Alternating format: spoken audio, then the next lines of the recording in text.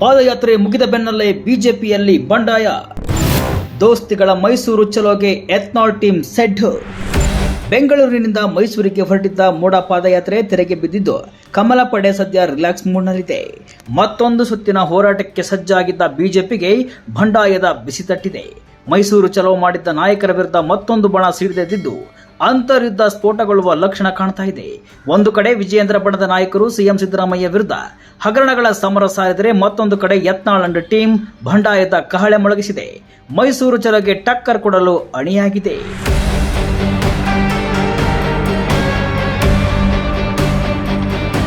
ಹೌದು, ದೋಸ್ತಿಗಳ ಪಾದಯಾತ್ರೆಯಲ್ಲಿ ಯಾರು ಕಾಣಿಸಿಕೊಳ್ಳಲಿಲ್ವೋ ಅವರೆಲ್ಲ ಒಟ್ಟಿಗೆ ಸೇರಿ ಬೆಳಗಾವಿಯಲ್ಲಿ ಮೀಟಿಂಗ್ ಮಾಡಿದ್ದಾರೆ.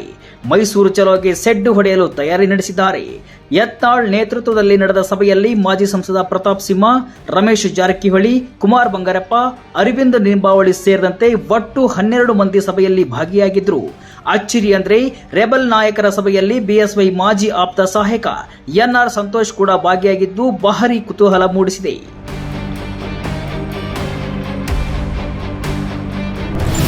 ಸೆಪ್ಟೆಂಬರ್ 17ರಂದು ಬಳ್ಳಾರಿ ಪಾದಯಾತ್ರೆ. ರೆಬಲ್ ನಾಯಕರೆಲ್ಲ ಒಟ್ಟಾಗಿ ಸೇರಿ ಸೆಪ್ಟೆಂಬರ್ 17ರಂದು ಬಳ್ಳಾರಿ ಪಾದಯಾತ್ರೆ ನಡೆಸುವ ಸಾಧ್ಯತೆ ಹೆಚ್ಚಿದೆ. ಪಾದಯಾತ್ರೆಗೂ ಮುನ್ನವೇ ಬಿಜೆಪಿ ರಾಜ್ಯಾಧ್ಯಕ್ಷ ವಿಜಯೇಂದ್ರ ನಾಯಕತ್ವದ ವಿರುದ್ಧ ಸಮರ ಸಾರಿದ ಶಾಸಕ ಬಸನಗೌಡ ಪಾಟೀಲ್ ಯತ್ನಾಳ್, ರಮೇಶ್ ಜಾರಕಿಹೊಳಿ ಬಳ್ಳಾರಿ ಪಾದಯಾತ್ರೆ ಮಾಡುವುದಾಗಿ ಹೇಳಿಕೆ ನೀಡಿದ್ರು. ಇದೀಗ ಅದರ ಮುಂದುವರೆದ ಭಾಗವಾಗಿ ಬೆಳಗಾವಿಯಲ್ಲಿ ಸಭೆ ನಡೆದಿದೆ. ಮೈಸೂರು ಚಲೋ ಕೇವಲ ಒಬ್ಬ ವ್ಯಕ್ತಿಗೆ ಸಂಬಂಧಿಸಿದ ಹೋರಾಟ, ಆದರೆ ನಾವು ಇಡೀ ರಾಜ್ಯಕ್ಕೆ ಸಂಬಂಧಿಸಿದ ವಾಲ್ಮೀಕಿ ನಿಗಮ ಹಗರಣದ ಬಗ್ಗೆ ಪಾದಯಾತ್ರೆ ಮಾಡೋಣ ಅಂತ ಸಭೆಯಲ್ಲಿ ಯತ್ನಾಳ್ ತಾಕೀತು ಮಾಡಿದ್ದಾರಂತೆ. ಸಭೆಯಲ್ಲಿ ವಿಜಯೇಂದ್ರ ವಿರುದ್ಧ ಕಿಡಿಕಾರಿರುವ ಅವರು, ಮೂಡ ಪಾದಯಾತ್ರೆ ವಿಜಯೇಂದ್ರನನ್ನ ಬಿಂಬಿಸುವ ಯಾತ್ರೆಯಾಗಿದೆ, ನಾವು ಡಿಫರೆಂಟ್ ಆಗಿ ಪಾದಯಾತ್ರೆ ಮಾಡೋಣ ಅಂದಿದ್ದಾರಂತೆ. ನಮ್ಮ ಮುಂದೆ ಅಂದ್ರೆ ದಲಿತ ವಿರೋಧಿ ಸರ್ಕಾರ ಅನ್ನೋದನ್ನ ನಾವು ನಮದಟ್ಟು ಮಾಡ್ಲಿಕ್ಕೆ ಬಹಳ ಒಳ್ಳೆಯ ಒಂದು ಹೋರಾಟ, ಇದನ್ನ ನಾವು ಹೈಲೈಟ್ ಮಾಡಬೇಕು. ಅದೊಂದು ಸರ್, ಮತ್ತು ಒಂದು ಯಾವುದೇ ಒಂದು ವ್ಯಕ್ತಿ ಆಧಾರಿತವಾದಂತ ಹೋರಾಟ ಆಗ್ಬಾರ್ದು. ಇನ್ನು ಮುಂದುವರೆದ ಮೂಡ ಹಗರಣದಲ್ಲಿ ಬಿಜೆಪಿ ನಾಯಕರು ಹೊಂದಾಣಿಕೆ ರಾಜಕೀಯ ಮಾಡ್ತಿದ್ದಾರೆ.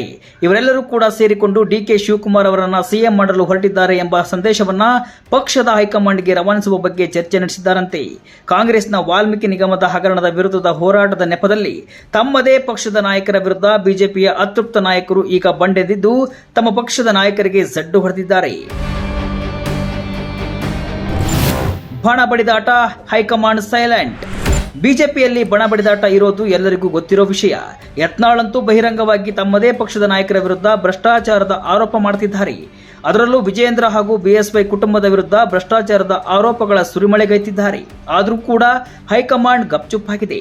ಇವರೆಗೆ ಯತ್ನಾಳ್ ವಿರುದ್ಧ ಯಾವುದೇ ಶಿಸ್ತು ಕ್ರಮ ಆಗಿಲ್ಲ. ಇದೀಗ ತಮ್ಮದೇ ಪಕ್ಷದ ನಾಯಕರ ವಿರುದ್ಧ ಮತ್ತೊಂದು ಪಾದಯಾತ್ರೆ ಮಾಡಲು ರೆಡಿಯಾಗಿದ್ದಾರೆ. ಈಗ ಹೈಕಮಾಂಡ್ ಏನು ಮಾಡುತ್ತೆ ಅನ್ನೋದೇ ಯಕ್ಷ ಪ್ರಶ್ನೆ. ಒಟ್ಟಿನಲ್ಲಿ ಬಿಜೆಪಿಯಲ್ಲಿ ಬಣ ಬಡಿದಾಟ ಜೋರಾಗಿದೆ. ರೆಬಲ್ ನಾಯಕರೆಲ್ಲ ಸೇರಿ ವಿಜಯೇಂದ್ರ ವಿರುದ್ಧವೇ ನೇರವಾಗಿ ಸಮರ ಸಾರಿದಂತಿದೆ.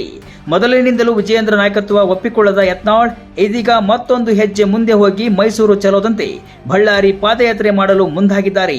ಆದರೆ ಇದಕ್ಕೆ ಹೈಕಮಾಂಡ್ ಸಮ್ಮತಿ ಕೊಡುತ್ತಾ ಸದ್ಯಕ್ಕಿರುವ ಕುತೂಹಲ.